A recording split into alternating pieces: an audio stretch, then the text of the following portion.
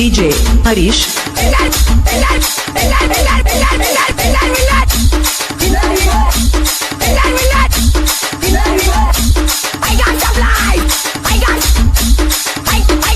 देख देख देख तू यहाँ वहाँ न फेंक, देख देख देख तू यहाँ वहाँ न फेंक, देख फैलेगी बीमारी होगा सबका बुरा हाल।